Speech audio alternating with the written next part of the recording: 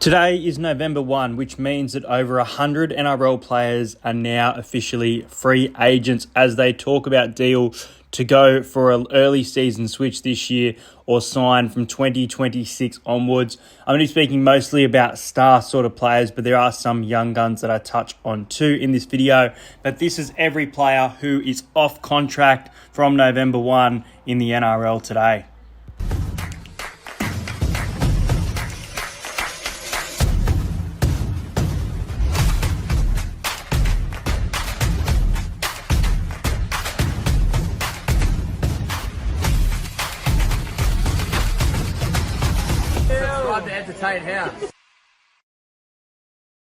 So Bailey Hayward, a young gun emerging from the Bulldogs that they definitely look to re-sign, is off contract now. Their new recruit, Bronson Xerri, who had a fairly good season for them, stuck to the centres, also off. Drew Hutchison, are they going to keep him?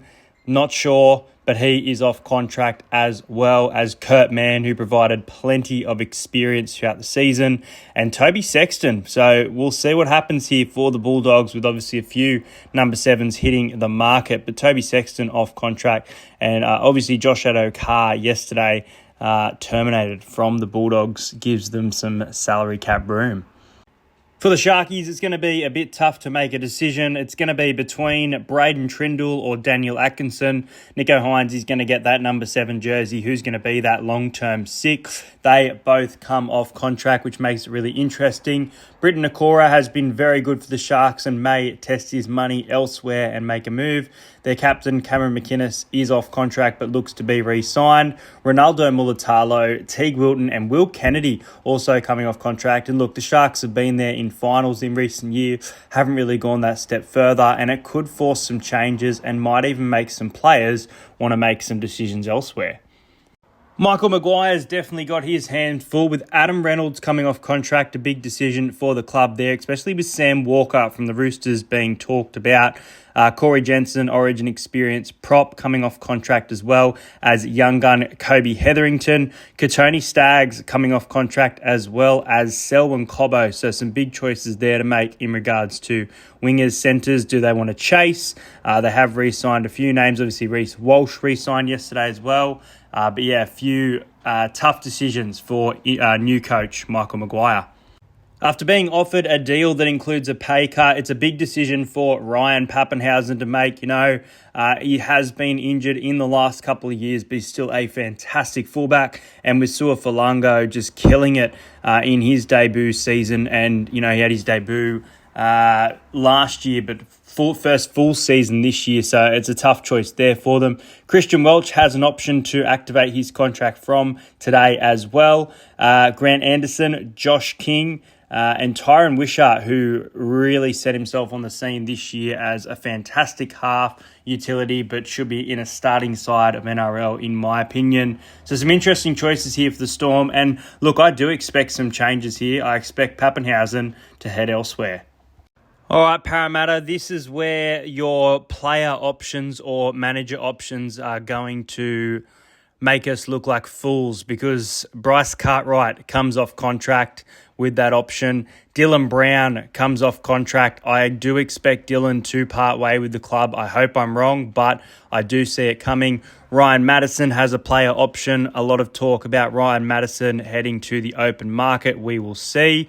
Will Penasini a player option as well. So could be some real changes here. Do they want to be part of this new Jason Ryles club? And obviously, I'm going to make a separate video on it. I'm waiting to sort of get it out. But Clint Gutherson, I'm waiting for the official confirmation, but very likely to join the Dragons and looking to be no longer part of the Eels from 2025 onwards. So yeah, it's going to be really interesting today and over the next couple months for a new look Parramatta side.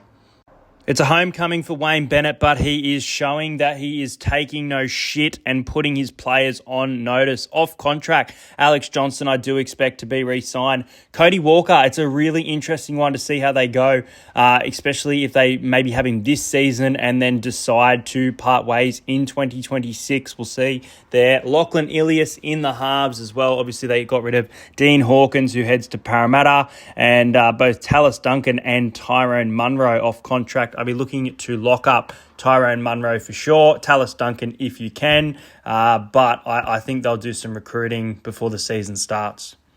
Now, this is a big decision for Daly Cherry Evans. I said he will retire from rep footy last year, his last year of rep footy. Still think that's going to happen. He's going to retire from rep footy this year at some point. And I think this will be the end for Daly Cherry Evans, who comes off contract, who's going to be that backup half once he is gone. If he does to re-sign with the club, it's probably going to be a maximum 2-year deal. And Tommy Talau, after a great season, are they going to look to re-sign him as well? Because Manly fans, he is off contract.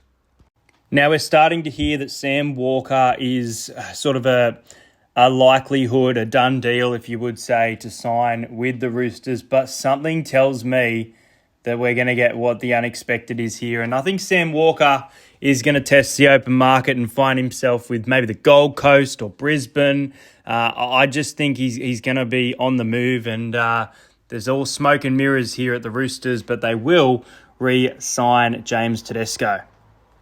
With a new look team of Damien Cook, Val Holmes, Clinton Gutherson, it's going to be interesting to see where the Dragons go. Jacob Little has a manager option and has had a fantastic season. Testing his value would be a great move for them, for himself at the Dragons. Kyle Flanagan going to be an interesting one. Does he stay with Dad for this one, or are they going to go for a new sort of halves combination with Ben Hunt leaving as well? And then for me, I think the Couchman brothers, both Ryan and Toby, will they test their value after playing a lot of first grade this year, getting better and better? Because I think they'll be on other teams' radars. Now, this season, the Knights absolutely have to pick and stick and go with a halves combination. And that makes Jackson Hastings a really interesting point. I think he will definitely head to the open market and find or look for a new club, as well as I think Jaden Brayley with the emergence of Phoenix Crosland. I think Jaden Brayley tests himself there. Leo Thompson has been rumoured for a while, but his brother has come from the Super League, so I do believe he will stay. And really interesting one is Tyson Frizzell has a manager option. Does he look elsewhere? I don't think it's time to retire just yet, but it could be Super League potentially.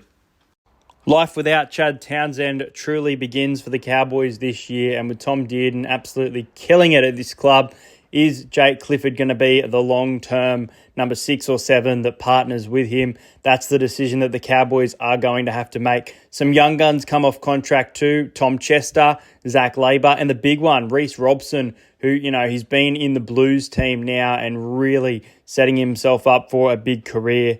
I think Reece Robson tests the open market, but ultimately, I think he might stay with the Cowboys.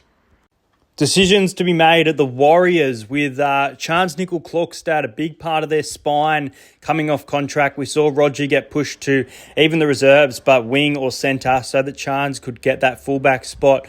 Dylan Walker, he's off contract with the Warriors after 2 years there.